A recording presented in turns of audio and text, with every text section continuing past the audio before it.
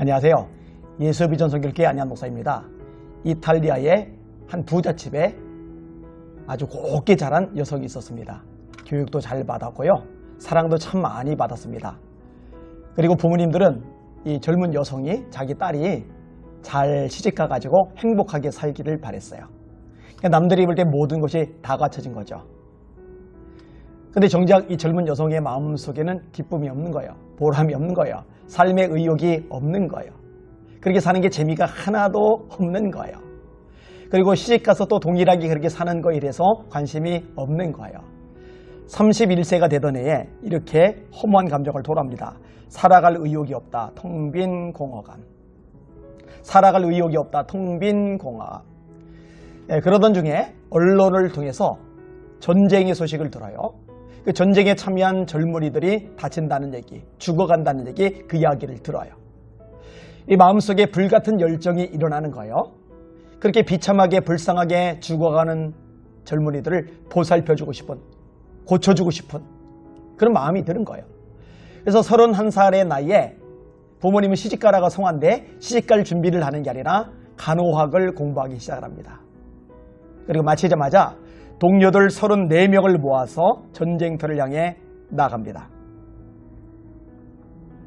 어린 날 친구했던 육군 대신 허버트 위촉을 받아서 가게 된 겁니다.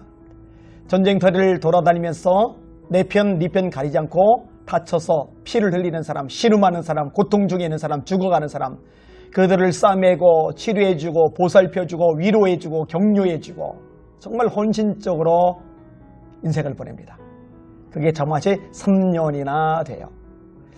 이 병사들은요, 흰옷을 입은 이 여성들의 모습을 보면은 그 자체로 위로를 받는 거예요. 특별히 중심에 있는 이 젊은 여성을 볼 때 마치 예수님이 지나가시는 것처럼, 이 젊은 여성이 곁에 있을 때 마치 예수님께서 곁에 있는 것처럼 그렇게 느꼈다고 합니다. 이 젊은 여성이 누구냐? 여러분들이 이미 잘 알고 있는 유명한 인물이에요. 나이팅게일입니다. 이 나이팅게일의 헌신과 희생은요, 간호학의 기초를 닦는 데 큰 도움이 되었습니다. 그 후 병원마다 간호원이 없으면 안 되죠. 이게 아주 의무화가 되어버렸죠. 이 나이팅게일이 워낙 유명해지니까요, 기자들이 모여드는 거예요. 사진 한 장이라도 찍고 싶은 거예요. 그때마다 나이팅게일이 거절을 합니다. 자기를 잊어달라고 부탁을 합니다. 그녀는 예수님만이, 그리스도만이 자기가 행한 모든 일의 진짜 소유자다. 이것만 알아주기를 바랬던 거예요. 나이팅게일이 마지막 세상을 떠날 때 너무나 귀한 여성이니까 그녀의 시체를 웨스트민스터 교회에다가 매장해 주겠다고 그래요. 거기는 아무나 묻히는 곳이 아니죠. 정말 국가적인 인물들이나 갈 수 있는 곳이에요. 거기에 묻히는 것 자체가 영광 중에 영광이거든요. 근데 나이팅게일은 그걸 거절해요. 나는 그런 데 들어갈 자격이 없습니다. 그런 데 들어갈 자격이 안 됩니다. 저를 그냥 가족묘에 묻어주세요. 그리고 가족묘에 묻힙니다. 이 나이팅게일은요, 잠시 있다가 없어지는 안개 같은 것들에 만족할 수 없었던 여인이죠. 가치 있는 것, 영원한 것, 그런 것들을 추구하는 여인이죠. 여러분, 노아의 홍수 사건 이후에 방주에서 노아가 까마귀를 내보내요. 근데 까마귀가 안 돌아와요. 다시는 안 돌아와요. 그래서 다음번에 비둘기를 내보내요. 비둘기가 나갔다가 그냥 돌아와요. 다시 내보내요. 이 비둘기가 나갔다가 이제는 새 잎사귀를 가지고 들어와요. 돌아오는 거죠. 아, 물이 좀 감했구나. 근데 세 번째 내보냈더니 이제는 안 돌아와요. 왜냐? 땅이 완전히 드러났으니까. 근데 까마귀는 왜 안 돌아오죠? 까마귀는 떠다니는 시체 가지고도 충분히 먹고 살 길이 있으니까. 진수성찬이잖아요. 근데 비둘기는 그런 것들로 배를 채울 수가 없으니까 방주 안으로 돌아오는 거죠. 저는 그리스도인은 썩어질 것으로 만족할 수 없는 존재라고 생각을 합니다. 풀은 마르고 꽃은 지더나 주의 말씀은 세세토록 있도다 하셨으니 내가 너에게 전한 복음이 곧 이 말씀이다. 이 세상의 모든 것이 풀과 같은 거죠. 이 세상의 모든 것이 그 풀의 꽃과 같은 거죠.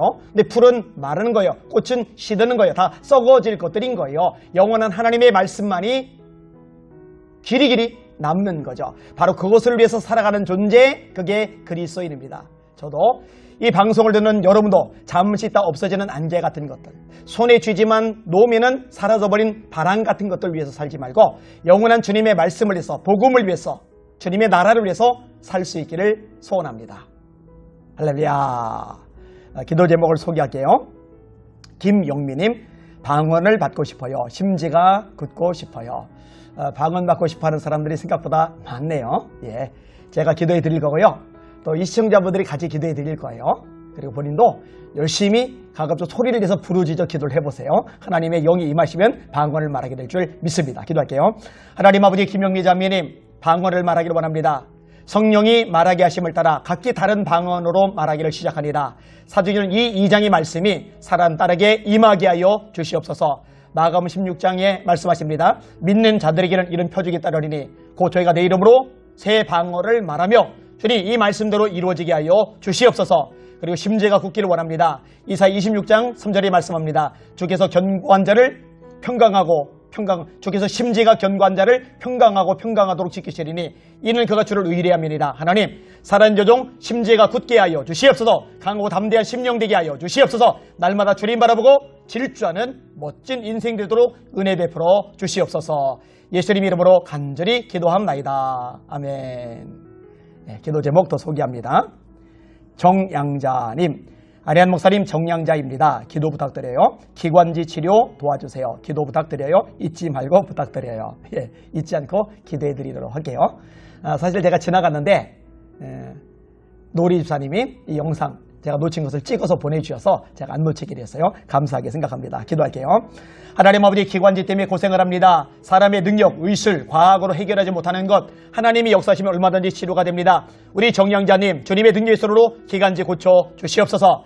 내가 이 시간 나사는 예수 이름으로 선포한다. 기관지 깨끗하게 고쳐질지어다. 회복될지어다. 내가 나사는 예수 이름으로 선포한다. 제 기능들이 돌아올지어다. 마음껏 숨쉬게 하시고 움직이게 하시고 활동하게 하시고 주님을 섬기게 하여 주시옵소서. 예수님 이름으로 간절히 기도합나이다. 아멘. 계속 기도하셔요. 강도보라님 기도 제목입니다. 기도 부탁드립니다. 친정 부모님이 90이 가까우신데 연세 많으시네요. 40년 동안 구원받으시길 기도 중입니다.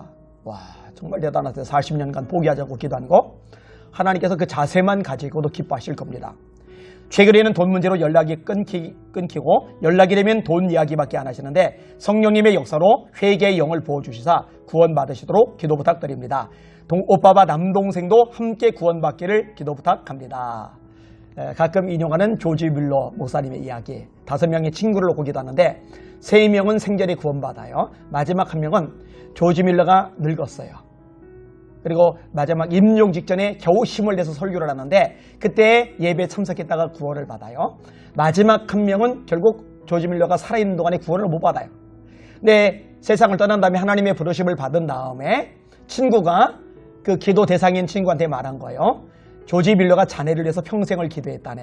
그 말에 마음이 녹아지면서 예수님을 믿게 되는데 이때가 52년 만입니다. 우리 귀하신 분 40년 기도하셨는데 52년 만에 기도응답도 받거든요. 그러니까 낙심하지 않고 기도하는 거 참 잘하시는 겁니다. 기도할게요. 하나님 아버지 친정 부모님의 구원을 놓고 기도합니다. 90세가 되셨다고 합니다. 40년간 기도했습니다. 주님 얼마나 값집니까? 우리가 손을 내가되 낙심하지 말지니 포기하지 아니하면 내가 이름에 거두리라.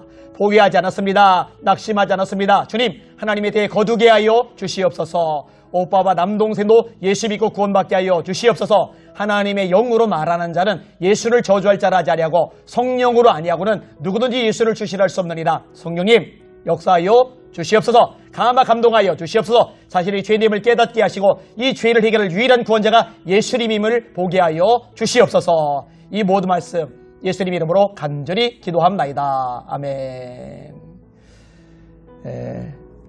어제 국회의사당 정문에서 기자회견 겸 연설을 했어요. 이 대한민국 보면서 한국교회 보면서 안타까운 마음이 너무 많아서 그런 것들을 나눴습니다. 주님께서 이 대한민국을 붙잡아 주시도록 여기도 날마다 많이 해주시기를 부탁을 드립니다. 여러분의 기도 제목을 카카오톡으로 또 이메일로 유튜브 댓글로 보내주시면 기도해 드릴게요. 혹시 까먹고 지나가면 못 보고 지나가면 다시 써주세요. 그렇게 해주세요. 그리고 이미 기도 받았는데 기도가 또 받고 싶다 그럼 또 올려주세요. 하나님이 반드시 역사하시고 기적을 행하실 줄 믿습니다. 두려워 말고 놀라지 말고 절룩들지 말고 불안해 말고 하나님의 합력하여 손을 이루심을 믿으며 힘을 내시고 당당하게 세상의 한복판을 걸어가시기를 예수님의 이름으로 축원합니다. 할렐루야.